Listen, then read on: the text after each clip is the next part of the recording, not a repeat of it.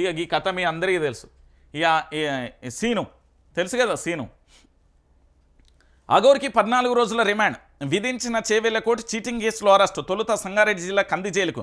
చేవెళ్ల ప్రభుత్వ ఆసుపత్రిలో లింగ నిర్ధారణ టెస్టులు ట్రాన్స్జెండర్గా తేలడంతో చెంచల్గూడ జైలుకు.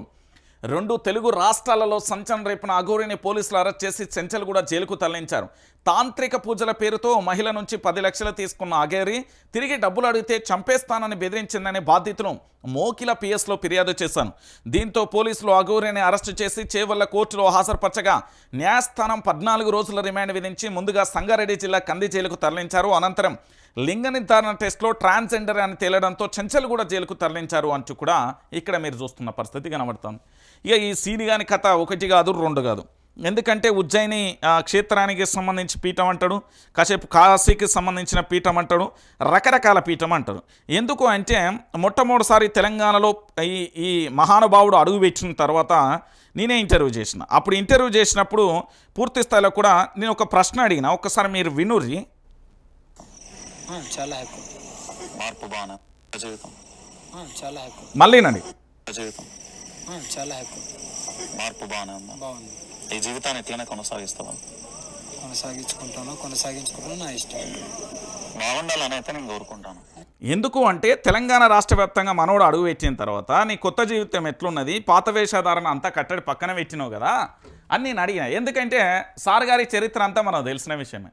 కాదంటే వ్యక్తిగత జీవితాలను డ్యామేజ్ చేయడం కానీ ఒక వ్యక్తికి సంబంధించి పూర్తి స్థాయిలో మనం చేయడం అది తప్పు పద్ధతి కాబట్టి మనం పెద్దగా దీన్ని పట్టించుకోవాలి. ఇంకొకటి ఏంటంటే చెడు విషయాలను ఎక్కువగా కూడా నాకు ప్రమోట్ చేయడం ఇష్టం ఉండదు. దాంట్లో భాగంగా ఈ అఘోరి అనే టాపిక్, అఘోరి అనేది కాదు అసలు ముచ్చట.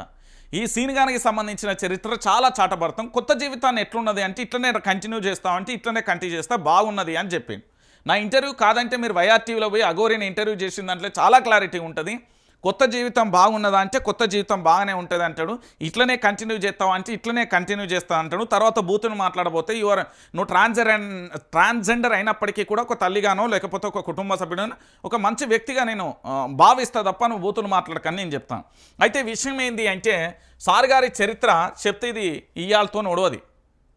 ఎందుకంటే చాలామంది చాలా రకాలుగా చెప్పిల్లు. ఎందుకంటే ఒక్కొక్క జర్నలిస్ట్ ఒక్కొక్క రకంగా, దాంతోపాటు సోషల్ మీడియా ఇన్ఫ్లుయెన్సర్లు కానీ ఇతరతర అందరూ చెప్పుకుంటూ వచ్చిల్లు. ఇప్పుడు ఈ సార్ వెనుక పెద్ద మాఫియా ఉన్నది. క్లారిటీగా వచ్చే విషయంలో చెప్పాలంటే ఈయన వెనక ఈ తెలంగాణ రాష్ట్రానికి సంబంధించిన రాజకీయ నాయకుడు కీలకమైన వ్యక్తి ముందటుండి నడిపిస్తాడు ఎవరని. ఇంకొక విషయం ఏంటంటే ఓం భీం భీం బి బిష్